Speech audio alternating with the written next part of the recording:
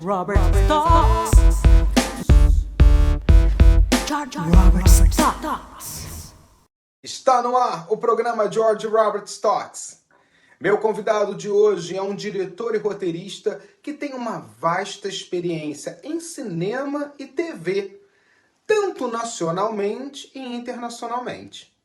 Seus projetos já o rendeu várias premiações e, sem dúvida, ele é sucesso absoluto no trabalho que desenvolve. Hoje, vamos abrir para vocês, brasileiros cidadãos do mundo, capítulos do livro da vida do diretor e roteirista Del Cardoso. George Robert Stocks. Seja muito bem-vindo, Del Cardoso. Que prazer recebê-lo aqui. Eu sei que você tem aí, né, uma vida bem agitada, mas você tirou uma horinha para vir contar um pouco da sua história para brasileiros cidadãos do mundo. Imagina, pessoas, brasileiros que moram aí nesse nosso mundão afora, têm a oportunidade hoje em conhecer um pouco da sua vida, que com certeza é uma fonte de inspiração. Muito obrigado. Eu que agradeço, Jorge, obrigado pela recepção. E que bacana estar falando com gente do mundo todo. Isso fica até meio sem jeito, mas vamos lá, estamos aí para isso. Vamos lá, né? Gente, o Del ele tá sempre aí por trás das câmeras, dirigindo, escrevendo, com vários projetos. E hoje, eu sei que é difícil, né? Colocar um diretor para conversar com o mundo é complicado, mas eu prometo a todos vocês que eu vou aí tirar o máximo que eu posso desse diretor que é sucesso absoluto no que faz. Del, vamos fazer uma viagem ao passado. Começa contando pra gente como foi a infância do Del. Bom, a infância do Del foi uma infância super legal, super bacana, tranquila. Foi uma infância tranquila. Eu não tinha esse apelido ainda, esse nome artístico. Del era o Emerson, ou para a família era o Mercinho, né? Então, o Mercinho nasceu nos Estados Unidos, na cidade de Madison, no Wisconsin, de um pai cearense e de uma mãe cearense também. O pai de Fortaleza, a mãe de Quixadá. Então, eu nasci em terras geladas, né, com sangue nordestino na veia. E aí começa toda essa complexidade que foi a minha infância, adolescência entre Estados Unidos e Brasil. Como se vê, eu falo um português bem fluente, eu vim muito cedo para o Brasil, vim com uns 2, 3 anos de idade, e fui direto para a região amazônica, fui para o Acre. O meu pai é engenheiro agrônomo e trabalhou na Embrapa, né? E ele, de uma família muito humilde, muito pobre, assim, de 13, 14 irmãos, só ele e uma outra tia minha que conseguiram se formar, né? Minha tia em História e ele nessa área de agronomia, porque ele sempre foi fascinado pela terra, né? Pelo sertão, por plantações, por melhorias de produção de alimento, né? Então ele sempre teve essa preocupação social muito elevada. E nos Estados Unidos ele foi fazer os estudos, né? E foi quando eu nasci. Uhum. E aí eu passei uns 5 anos assim no Acre. Tenho já flashes de memória de alguns momentos que eu passei lá, onde minhas irmãs nasceram. Eu muito criança, assim, né? Mas tenho flashes de memória de sair com meu pai nos trabalhos dele, ir para algumas aldeias e passar em terras indígenas e pela floresta, uns flashes de memória de quem tem ali 5 anos de idade, 6, que todo mundo tem flashes de memória dessa época. A gente não lembra às vezes com tanto detalhe, mas é aí que entra a imaginação. Quando falta a memória, a gente cria em cima do que os flashes nos trazem, né? E aí eu voltei para os Estados Unidos, já com uns 7 anos de idade, para morar na capital da Carolina do Norte, Raleigh. Uhum. Então, aí eu tenho lembranças muito nítidas, muito focadas de muitas coisas que eu vivi em Raleigh e que eu pretendo ainda transformar em filme, fazer esse filme americano. Porque foi em Raleigh que eu descobri muita coisa, assim, né?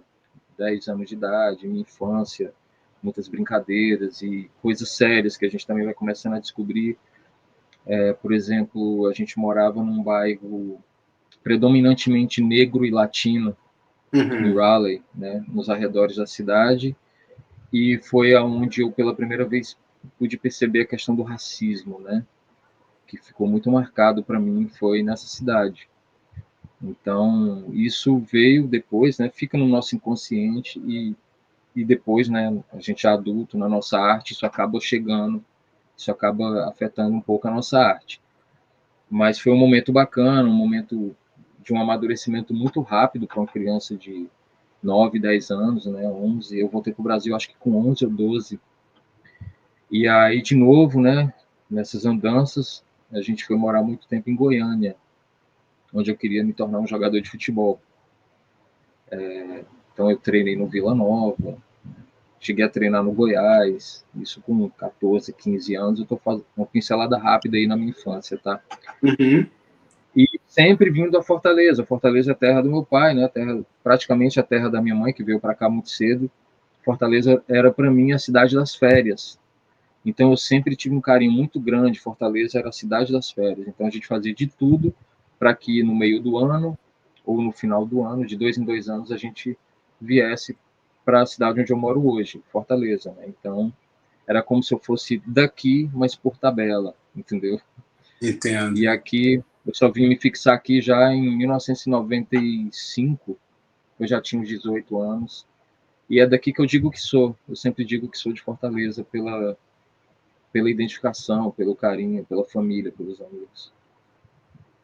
Interessante você falar sobre esses dois mundos, porque você é americano, se sente completamente brasileiro e você fez faculdade no Brasil, mas depois você veio fazer um mestrado na Universidade de Ohio.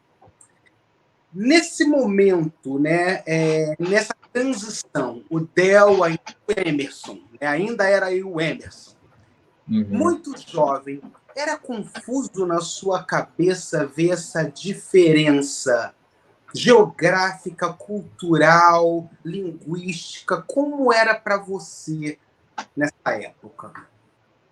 Na época que eu estava voltando para os Estados Unidos, né, para o mestrado. Isso.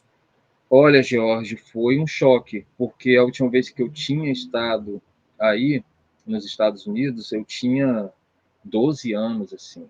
E aí eu voltei, assim, uns 10 anos depois. Uhum. E foi um choque, assim, porque eu me lembro que o meu primeiro mês eu achava que eu ia tirar de letra, por já ter vivido e tal. E eu fui para Ohio, eu já sabia o inglês, né? Ele estava só enferrujado, mas estava tudo no cérebro, impressionante, como em um mês, assim, o vocabulário começa a voltar.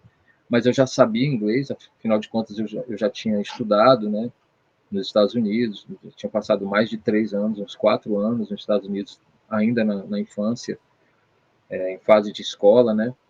Então estava muito fresco na memória, mas a cultura, eu me lembro que quando eu cheguei, eu sentia falta de gente, porque eu não fui para Nova York, né? Eu fui para Columbus, que é a capital de Ohio, e depois para Athens, fica pertinho de Columbus, onde é a cidade universitária, onde fica a Ohio University. Então, eu me lembro de sentir falta de gente. A primeira impressão que eu tive, eu cheguei assim em agosto, setembro, já estava começando ali a esfriar. Eu me lembro que as ruas eram muito vazias e eu sentia falta de ver gente, menino brincando, jogando bola, correndo, soltando pipa. Me fez uma falta, assim, muito silêncio, um silêncio ensurdecedor, para ficar assim num termo bem poético, assim. E eu me lembro que nesse primeiro mês foi complicado, mas é aquilo, cara. Era uma meta, era a minha meta de vida, né, fazer esse mestrado, porque aqui no Brasil eu estava tentando entrar no cinema, mas não estava conseguindo. Em 2001, 2002, não tinha tanta faculdade de cinema no Brasil como se tem hoje. Tínhamos em São Uhum. Paulo, Rio, E eu acho que só São Paulo, Rio de Janeiro, eu acho que só no eixo, eu acho que tinha um em BH, não lembro, Belo Horizonte, mas não tinha. E aqui em Fortaleza tinha, não era uma faculdade, mas era um curso técnico, que foi por onde eu entrei, que se chamava Instituto Dragão do Mar. Aí tinha a escola de dramaturgia, que foi onde eu entrei, né? Seria um creative writing aí nos Estados Unidos, né? Escrita criativa para teatro e cinema. E eu estudava à noite, porque eu fazia a faculdade de publicidade pela manhã. E pela manhã tinha a turma de realização, de direção. Então, às vezes eu matava a aula para ir para o curso de cinema como ouvinte pela manhã. E aí eu matava a aula só quando dava, tá? Só quando eu estava bem, assim, de nota. Quando eu estava bem de nota, de frequência, aí eu matava uma aula, eu ia ver o curso de cinema da turma da manhã. E aí eu apliquei, eu fiz o application, mandei meu material fotográfico, meu material de escrita, traduzi rapidinho, né? Eu ainda tinha escrito, tenho ainda escrito em inglês, e mandei para 3 universidades americanas. Eu mandei para NYU, que era muito difícil entrar. Eu mandei para Columbia College, em Chicago, e eu mandei para Ohio University. Se eu não me engano, na NYU eu fiquei ali na trave, eu dava para mim ir, tanto que eu fui para Nova York, eu fiquei uns 15 dias antes, né? Mas quando eu vi que o meu cotidiano ia ser muito puxado, de acordar muito cedo, eu estava no Queens, Uhum. e tinha que pegar metrô para Manhattan, né, para o Village, né? E, cara, e muito dinheiro, assim, não tinha dinheiro, assim, eu tinha cidadania que me permitia trabalhar e tudo mais, mas quando eu vi que eu ia penar muito em Nova York, eu fui para Ohio. Entendi. E foi muito bacana eu ir para Ohio, sabe, Jorge? Porque em Ohio todo mundo fazia os filmes, né? Então eu fazia o meu filme, que eu dirigia e escrevia, e o meu colega de sala fazia o dele. Então no dele eu atuava como, sei lá, às vezes som, às vezes câmera, às vezes contra-regra. Então a gente pôde aprender as funções do cinema, tanto nos cargos de cabeça de departamento, né, como é uma direção, um roteiro, uma direção de fotografia, como também as coisas mais básicas, né, entregar um café, cuidar dos cabos, a manutenção do equipamento. Foi muito rico para mim, muito rico mesmo. O legal de você falar sobre essa vivência de dois mundos, por mais que você se sente brasileiro, você sente hoje na pele que nos Estados Unidos existe uma expansão muito grande em relação à arte. Não que no Brasil não tenha, mas nos Estados Unidos as pessoas estudam e conseguem ganhar dinheiro com arte. O que é muito difícil no Brasil, a gente sabe disso. Lá atrás para você, na escolha de uma carreira, a escolha do que vai fazer para o futuro, como foi, como foi isso aí para você? Já sabia o que você queria ou quais foram as suas influências para que você viesse a escolher a comunicação como mercado de trabalho? Boa pergunta, George. É o seguinte, a gente ainda garoto, a gente se espelha muito no pai, né? Uhum. Então, o meu pai era agrônomo, e muito assim, fazia muita coisa na área de biologia. Então, assim, esse contato com a natureza eu sempre fui muito fascinado. E eu me lembro que a primeira coisa que eu dizia para todo mundo que eu queria ser era justamente agrônomo ou biólogo. Uhum. Mas é num momento em que você ainda não tem uma personalidade formada, né? Que você vai muito ali na trilha do pai. E meu pai sempre me deixou muito à vontade. Minha mãe não, minha mãe, aquela coisa de mãe brasileira, né? Mãe latina, de se preocupar com a prole, de não, meu filho, você tem que achar uma coisa que lhe dê dinheiro, né? É uma preocupação legítima que nossas mães têm, né? Uhum. Então ela pensava mais nessa questão econômica, né? Como é que meu filho vai se virar e tudo mais. E o meu pai não, meu pai sempre deixou a gente super à vontade. Eu me lembro dele dizendo para minha mãe, né, Helena, ele não adianta nada ele fazer uma coisa que dê dinheiro, mas ele não goste, ele não vai ser um bom profissional. Essas conversas, né? E isso ficou sempre muito marcado, de fazer uma coisa que eu goste, que me dê prazer. E aí, assim, a gente, apesar desse contato, de gostar muito das coisas biológicas e de natureza, eu era um ser urbano, né? Uhum. Então, logo, logo, isso foi ficando em segundo plano. a questão da área biológica, que eu adoro até hoje, mas isso foi ficando em segundo plano. E a questão da comunicação, né, da mídia, das câmeras, da fotografia, vídeo, jornalismo, publicidade, essas coisas foram chegando mais próximo de mim com muita força. Então eu fui adentrando mais esse universo.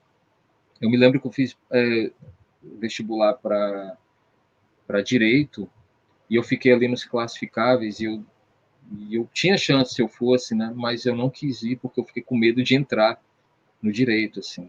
Uhum. Mas eu me lembro que eu fiz para agradar minha mãe, entendeu? Não era bem algo que eu não me via de gravata, paletó, defendendo causas, assim, num tribunal, eu não conseguia me ver assim. E aí, não, aí eu fiz publicidade, propaganda, né? Eu fiz comunicação, entrei, fiquei ali dividido entre o jornalismo e a publicidade, mas a questão das câmeras, das cadeiras, das disciplinas mais criativas me chamaram muito mais atenção. E aí eu fui adentrando para a questão do cinema, do vídeo e da fotografia. Quais foram suas influências nesse mercado? Porque até então, pai agrônomo, mãe queria que você fosse um advogado, você chegou a prestar direito, né? Foi fazer vestibular para direito. Quais foram suas influências para que você viesse a ter, né, toda essa intimidade com a câmera? Porque a gente sabe, tem muita gente que não sabe, que é necessário para todo diretor, todo roteirista, desenvolver uma intimidade com aquele material que no cinema é tudo muito grande, mas naquele momento onde a gente está ali no processo de estudo de imagem, é tudo minimalista, é tudo muito pequenininho. Então, quais foram suas influências para que você se interessasse por esse mercado de trabalho? Olha, eu costumo dizer que eu via cinema de duas formas. A minha primeira grande influência foi muito inconsciente. Se você chegasse para mim na época e perguntasse se eu queria fazer cinema, talvez eu te diria que não. Mas eu já estava consumindo muita coisa e era os filmes do Ed Murphy, cara. Todos os filmes do Ed Murphy. Príncipe das Mulheres, Um Príncipe em Nova York, Tira da Pesada. Ed Murphy e Wesley Snipes, para mim, eram os caras, entendeu? Mas isso numa situação de não querer perder nenhum filme deles, mas eu também não quero fazer cinema por causa disso. Não, eu acho que isso foi só uma entrada. E aí, um dia, na faculdade, eu vi um filme brasileiro, chamado Eles Não Usam Black Tie, que era de uma peça de teatro do Gianfrancesco Guarnieri. E no cinema foi adaptado, né, pelo Leon Hirschman. Eu vi esse filme e eu fiquei muito impactado por ele. Muito impactado por ele. Mas também não estava ainda consciente de que era por causa desse filme que eu queria fazer cinema. Bem próximo disso, aí sim, eu assisti um filme americano chamado Do the Right Thing, que é o Faça a Coisa Certa, do Spike Lee. E esse filme do Spike Lee, junto com Eles Não Usam Black Tie, já consolidaram na minha mente. Cara, dá para fazer cinema tão impactante que não tenha as explosões, os efeitos assim que... Porque para mim explosão e efeito requeria muita grana, então era uma coisa muito distante de mim. Mas quando eu vi Eles Não Usam Black Tie e Faça a Coisa Certa, o cinema se aproximou de mim, no sentido de, cara, que desafio, que massa fazer um filme que eu posso fazer, não por menosprezar quem fez, mas por ser só um filme de história, uma história muito impactante, todas duas, histórias cotidianas, bem próximas a gente. Aí pronto, aquilo ali, cara, como que esse negócio de escrever um roteiro para filme? Como será? Porque eu já escrevia para quadrinhos, né? Eu fazia minhas próprias histórias em quadrinhos, então isso foi o despertar. Então foi a partir daí, Spike Lee e Leon Hirschman, que foram as pessoas que foram minhas influências para mim dizer, cara, eu quero fazer cinema, eu vou estudar isso daí, um dia eu vou fazer um filme. Muito bom, fenomenal. Gente, hoje eu converso com diretor e roteirista Del Cardoso. Para vocês que querem segui-lo, saber aí dos seus próximos Os projetos futuros e tudo que ele vem aí desenvolvendo diariamente, tá aí na tela para vocês o Instagram, @delcardoso1. E para vocês também que estão sempre aí no Twitter, né? Tá lá no Twitter, entra lá também, @delcardoso76, para vocês aí ligadinhos no Twitter. Dessa forma, você pode se sentir um pouquinho mais perto desse profissional que, com certeza, é sucesso absoluto no que faz e é uma fonte de inspiração. Bom, eu chamo agora os nossos comerciais e a gente volta já já. Já pensou em ter uma agência digital cuidando da sua marca e empresa? A Flyby Agência Digital tem profissionais com mais de 15 anos de experiência em design, edição de vídeo e desenvolvimento de sites. Estão prontos para ajudar o seu negócio a subir de nível. Entre em contato com a agência digital Flyby. O seu sucesso é garantido.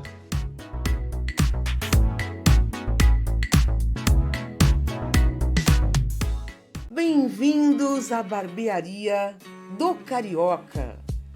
Nosso ambiente aconchegante garante uma experiência agradável e descontraída. Cortes de cabelo a partir de R$ 45,00 e cabelo mais barba por apenas R$ 80,00. E também oferecemos vários serviços para ajudá-lo a encontrar o estilo que melhor se adapta a você. Venha nos visitar. Experimente nossos serviços excepcionais a preços acessíveis. Você merece essa experiência. Olá, hoje eu venho conversar com você que se preocupa com a sua beleza. Frequentar uma clínica com profissionais qualificados é a melhor coisa. Procure a clínica Face Corpo. Deixe aqui o seu recado. Entre pelo Instagram, @facecorpo e marque a sua visita.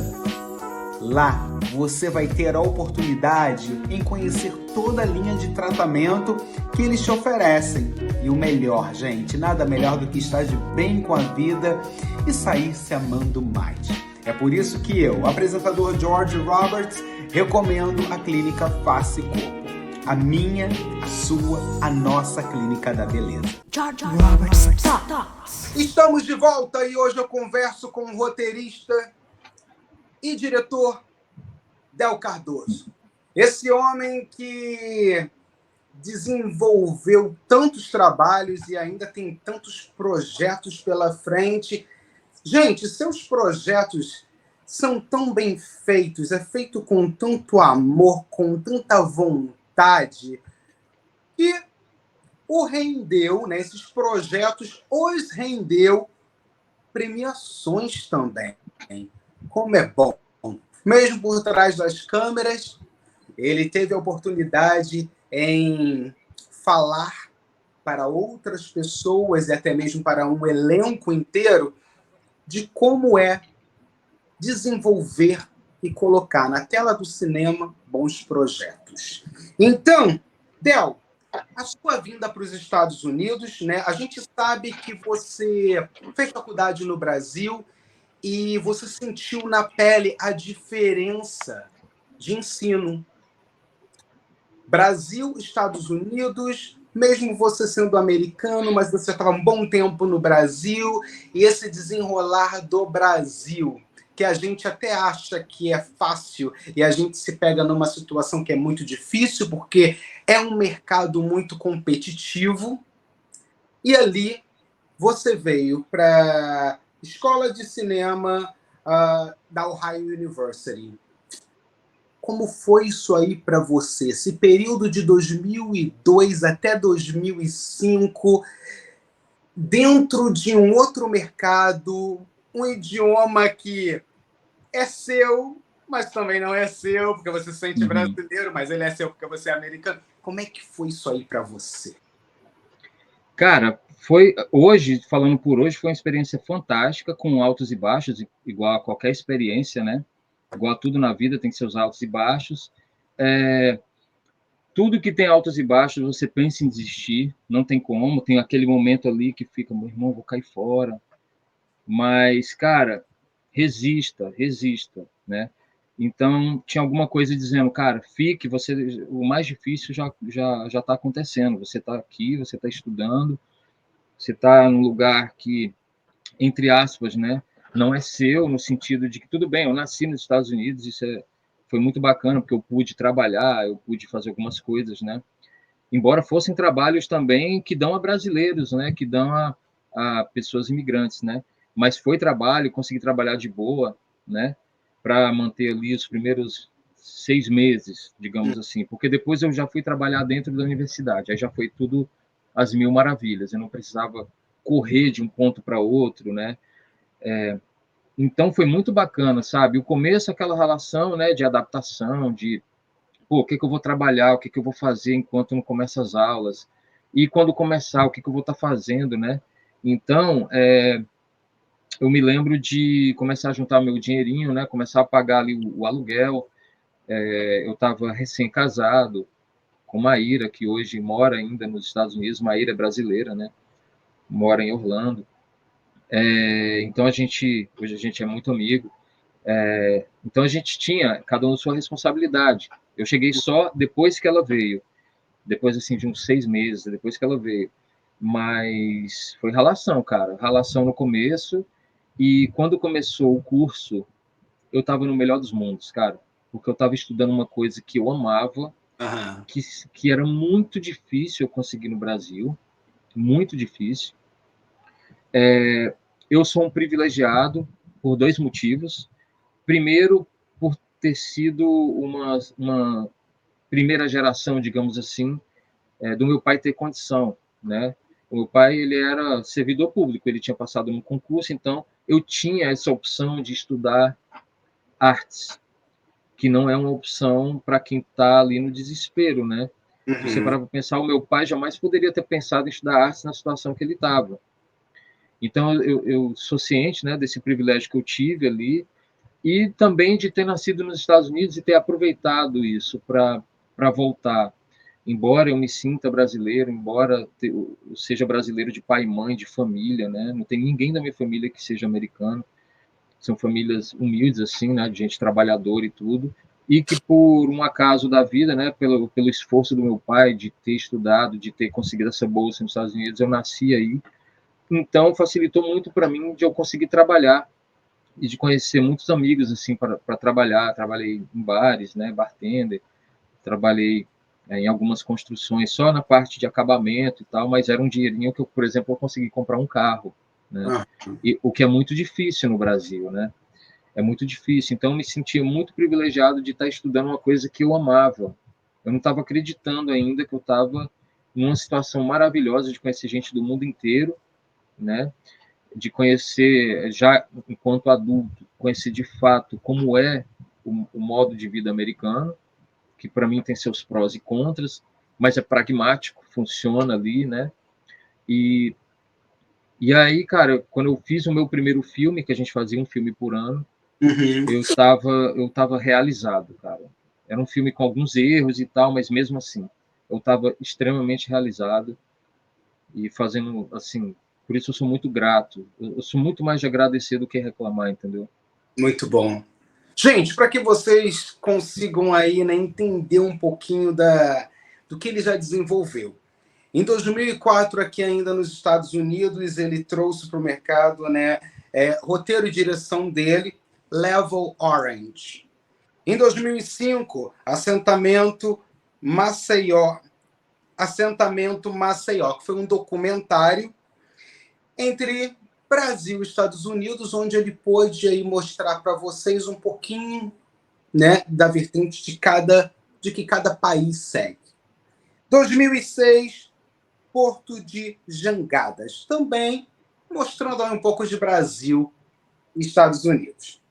2009, Pode Me Chamar de Nadir, que foi já no Brasil, onde ele desenvolveu. E aí ele faz uma viagem, em 2012 traz ele Regata de Tatajubá. Também foi um documentário, foi sucesso absoluto. 2013 vem ele com Cappuccino com Canela. Ele vai dizer para a gente aí o porquê esse nome, que fica na curiosidade de vocês. Logo em seguida vem aí 2002, não, desculpa, 2022. Ele traz para a gente Rota 66, mas em 2021, que a gente não pode esquecer, veio o longa-metragem que muita gente viu. E esse longa-metragem, a gente tem muita coisa para falar sobre Cabeça de Negro. E agora, aí, há pouco tempo, 2022, você também vem aí como diretor da série, um dos diretores da série Encantados, que a minha gloriosa madrinha Du Moraes está, né? Você foi aí um dos diretores dela. Vamos voltar um pouquinho, tá? Para que dê tempo. Vamos falar sobre o seu longa-metragem Cabeça de Negro.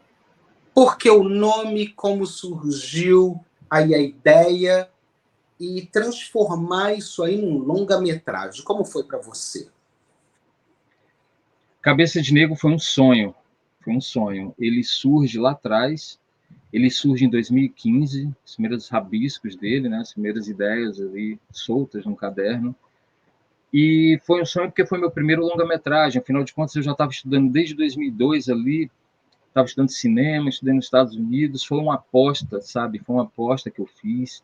Uma aposta no sentido de, quando eu saí do curso em 2006, veio na minha mente aquela coisa, cara, fico nos Estados Unidos ou volto para o Brasil para contar minhas histórias. Eu fiquei ali uns meses, cara, com isso, sabe? E, pô, a pessoa sofre, né? Porque, pô, uma decisão errada, você se arrepende profundamente, né? E aí, antes de voltar para o Brasil, eu me lembro de ter ligado para alguns amigos, né, nascidos e criados nos Estados Unidos, que antes de mim já tinham viajado para Nova York, para Los Angeles, que são os principais centros para quem quer fazer cinema. Não que sejam os únicos, mas são os principais. É como aqui Rio e São Paulo. E eu ligava para eles, cara, como é que tá aí? Ah, tá massa. Tu conseguiu fazer um filme, que para mim era o mais importante, essa resposta. Você conseguiu fazer um filme seu?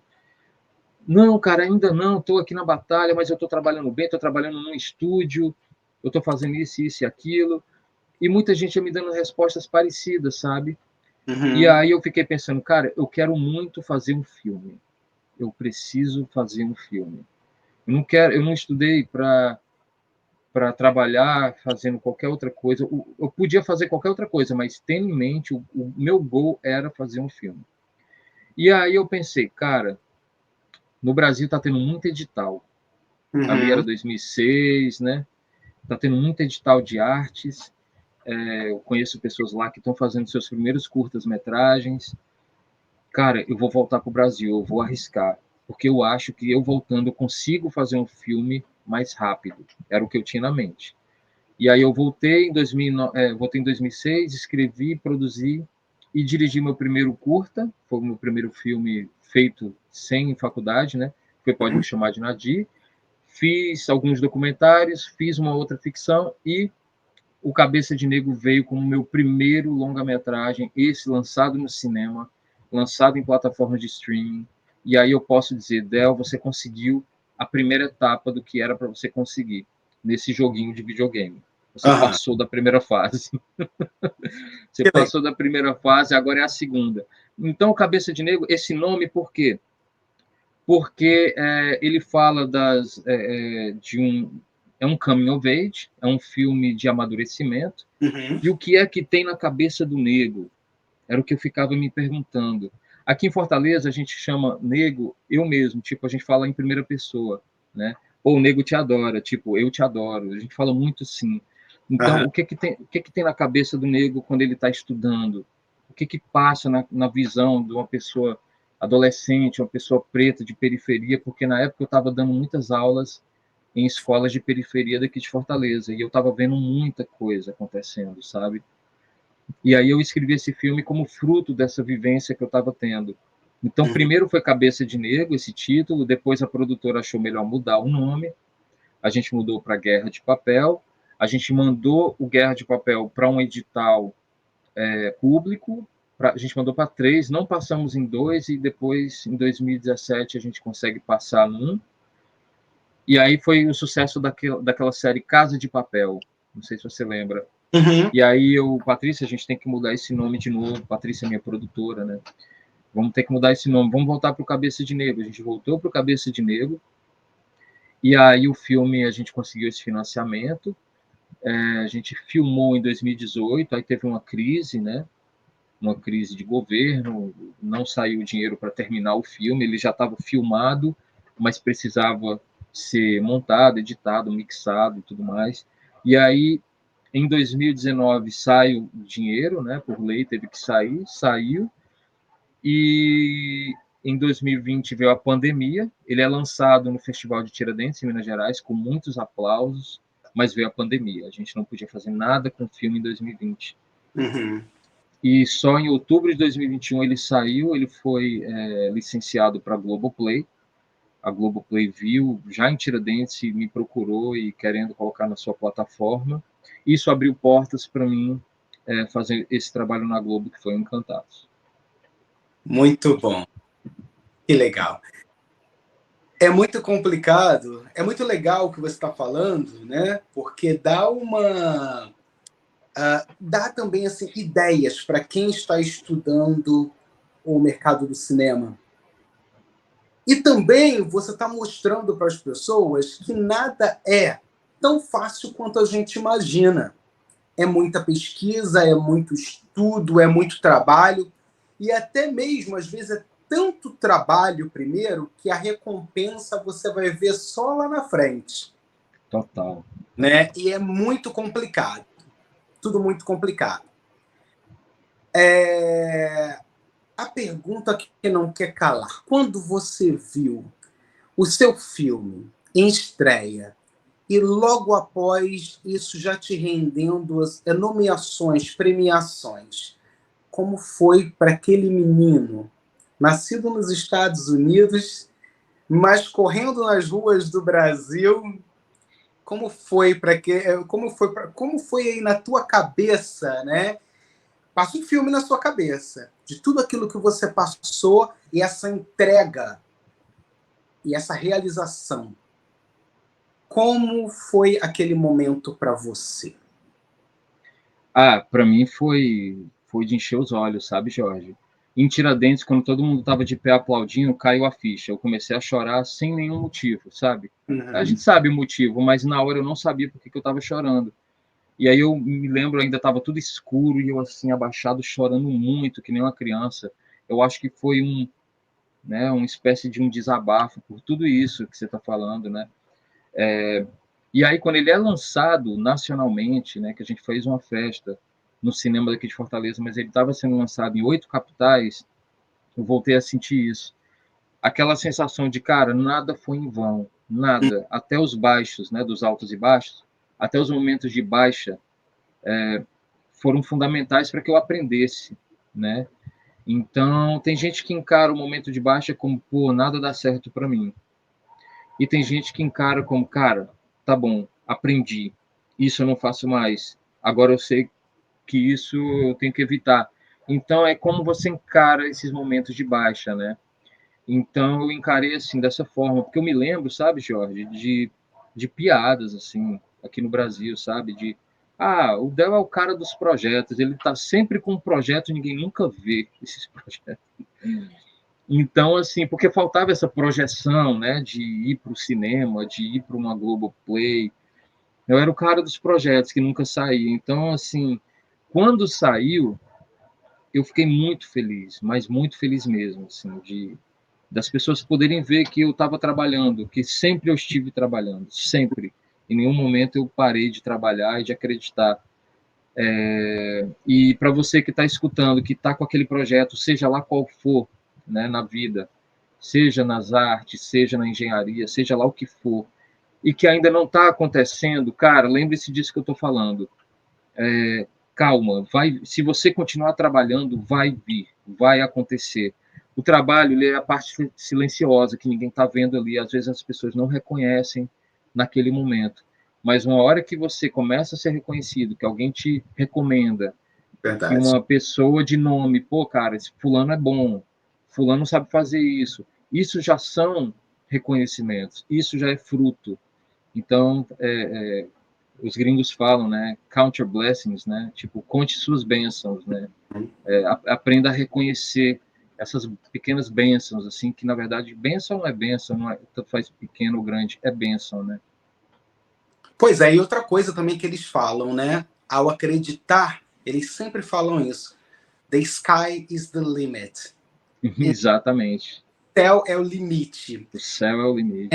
Você sabe disso. Aqui nos Estados Unidos, eles acreditam, eles têm essa força. Às vezes, um imigrante fazendo algo desenvolve até melhor do que o americano está fazendo, mas eles acreditam tanto que é possível que essa realização se torna muito rápida. É esse processo onde o direito à educação está para todos, de 0 a 18 anos, porque aqui não vai para a escola quem não quer. Essa é a realidade. Aqui, até para você que é imigrante, tem direito à educação, né? Então, é uma coisa que é muito bonita que eu vejo aqui nos Estados Unidos. A gente não pega aquela criança que a gente vê no Brasil, ainda assim vendendo a bala no trânsito para ajudar o pai e a mãe. Aqui a criança tem que estar na escola. Então, quando eu falo sobre isso, é porque todo o programa, Del, parece até... eu bato na mesma tecla, onde a educação é o único passaporte para a liberdade do ser humano. Enquanto nós, artistas, ficarmos pensando que o governo vai desenvolver alguma coisa, a gente está perdido em relação ao Brasil. A gente não pode parar por aí. A gente tem que pensar que todo o apoio que a gente dá, ele tem que ser necessário, onde a gente não tenha vergonha em expor uma problemática, para que essa problemática chegue aos ouvidos e os olhos das pessoas e que cada um possa fazer algo para ajudar o outro.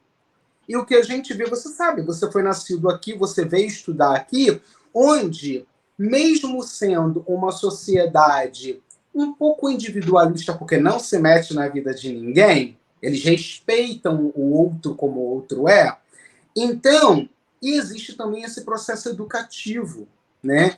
E você mesmo falou, você estava dando aulas, né? Você dá aulas em periferia no Brasil, e você acaba vendo também essa diferença gritante entre crianças que vão para a escola.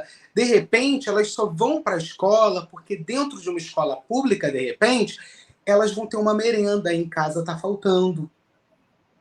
Então, de que forma, né? De que forma que a gente pode colocar isso? E você coloca isso muito bem através de histórias que você desenvolve, e essas histórias chegam no cinema. Essas histórias conscientizam uma sociedade que é importante a gente arregaçar os mangas, né? E a luta, porque nada é de graça, nada cai do céu. E esse acreditar que o céu é o limite na América, né, faz com que as pessoas, a cada dia, elas comecem a se conhecer melhor e se realizarem como profissionais. Então, é muito interessante tudo isso, sabe, Del? Nessa entrevista, tenha certeza disso.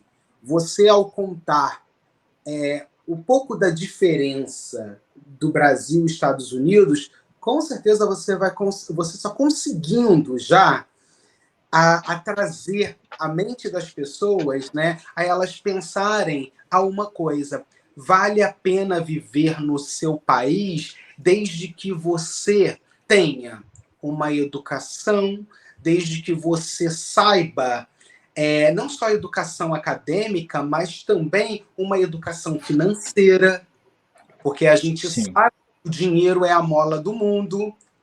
E quantas pessoas chegam até você e falam: minha vontade é para os Estados Unidos porque no Brasil eu não consigo juntar dinheiro. Tem muita gente que vem para cá para fazer isso, né? E você é a prova viva de uma pessoa que, mesmo nascido aqui, você não mora nos Estados Unidos, você mora no Brasil e você abraça a educação brasileira com a intenção de mostrar para todo mundo o quão é importante essa chave de acreditar para que tenha-se um futuro melhor. Muito obrigado, cara. É assim, de uma fonte de inspiração. A gente trazer isso para as pessoas e para mim, no caso aqui, né? Para mim. Eu, como jornalista, que já passaram tanta gente pelo meu programa, eu conversar com a Ana Valéria Braig, né, que ela que foi a ponte para que eu chegasse até você. Numa Grande Valéria.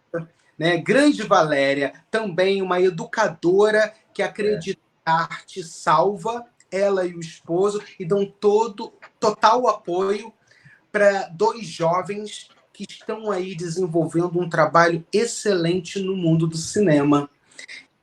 Então, olha, eu tenho que primeiro agradecê-la, Ana Valéria Braga. Muito obrigado, minha querida, por essa ponte. E hoje eu tenho aí a chance, gente, em trazer para vocês essa fonte de inspiração que se chama Del Cardoso. Querido, valeu. Muito bom. Me estendi um pouquinho, eu sei, mas eu não posso deixar de falar dessa série que tá bombástica na Globoplay, que é aí a série Encantados. Fala pra gente aí como é que foi os Encantados, como é que surgiu aí para você pegar aí essa direção da primeira parte do projeto e também esse trabalho com essa equipe fantástica, equipe de atores aí fantásticos, né, que foram selecionados. E com isso, gente, minha madrinha Du Moraes, você também aí que está nessa série, parabéns. Conta um pouquinho pra gente da sua experiência em relação ao grupo e pegar essa direção.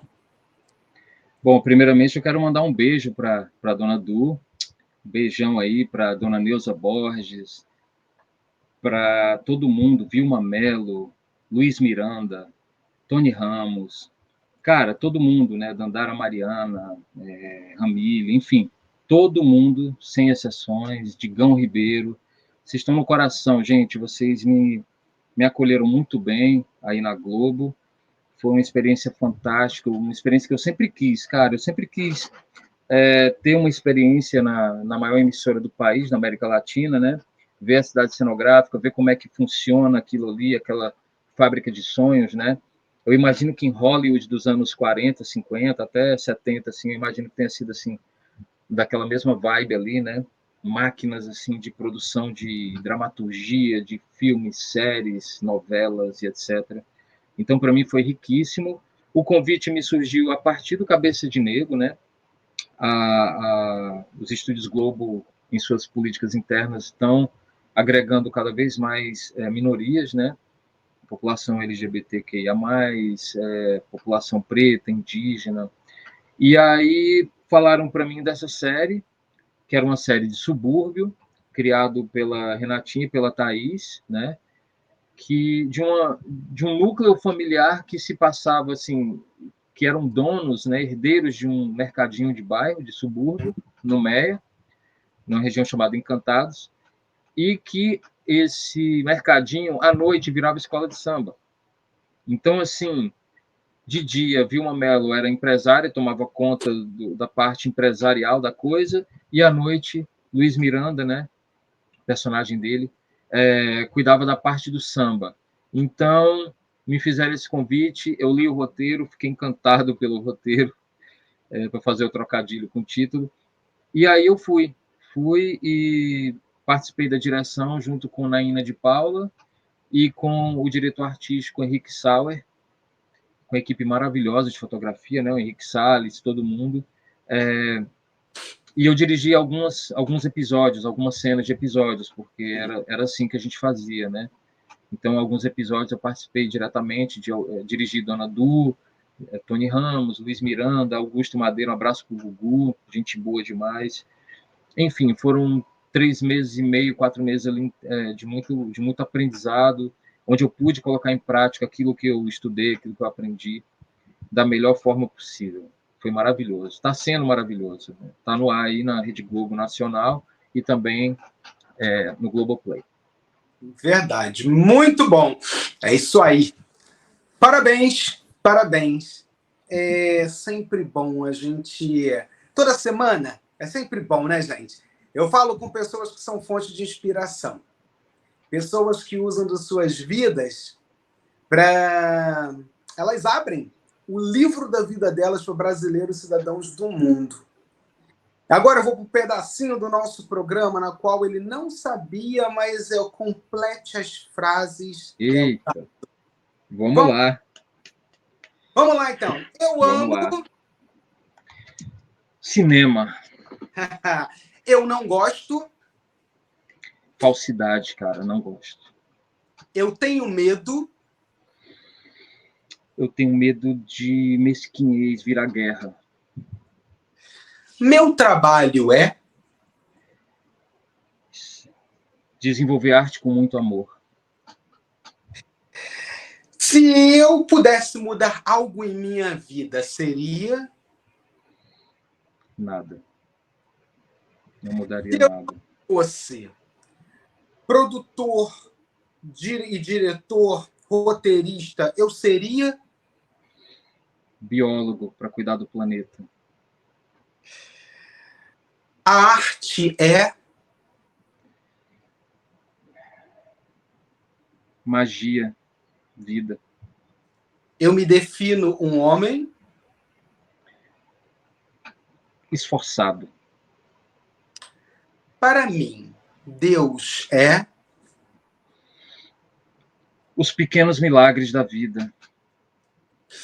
Muito bom que esses pequenos milagres da vida, que a gente diz, né, que Deus está nas pequenas coisas, mas que se tornam tudo para a gente, porque é uma energia, e que essa energia, que o nosso universo possa conspirar sempre para que você se sinta realizado. Como homem, como profissional, como, não sei, pai, família, em tudo aquilo que você venha desenvolver, que você se sinta um cara realizado. Eu posso te dizer que ao estudar sobre a sua vida, eu fui pegando pontos onde eu falei assim, gente, mas olha que interessante, né? É uma fonte de inspiração. O cara, ele é uma fonte de inspiração. E com certeza, cara, nesse jogo louco da vida, nessa arquibancada onde a gente tem pessoas que estão só esperando a gente cair e outras que estão levantando, aplaudindo quando a gente passa, tenha certeza. Eu estou na arquibancada das pessoas que quando você passa, eu levanto e aplaudo. Parabéns pelo seu sucesso. Muito obrigado por você vir dividir com a gente, não só comigo, aí com o mundo, capítulos da sua história de vida, que com certeza vai fazer a diferença na vida de muita gente. Muito obrigado. Eu que agradeço, Jorge. Você também é um cara muito inspirador. Muita gente te assiste, não é à toa. Você traz essas palavras de positividade, de carinho, tá? Muito obrigado pelo espaço, para a gente contar aqui um pouquinho da nossa experiência. Quem sabe isso reverberar em alguém, né? Atingir o coraçãozinho de alguém que está aí assistindo. Caraca, se esse bicho conseguiu, eu também vou conseguir, né? Então é isso, cara. A gente está aqui para unir forças e realmente levantar é muito melhor do que derrubar. Derrubar você não dorme direito. Muito bom. É isso aí, gente. Fica a mensagem do Del para vocês. Vamos acreditar mais, sermos mais positivos. Está aí na tela para vocês a rede social dele, né? As redes sociais para que vocês possam entrar em contato com ele. A gente fica por aqui, mas quero agradecer a todos vocês pela audiência.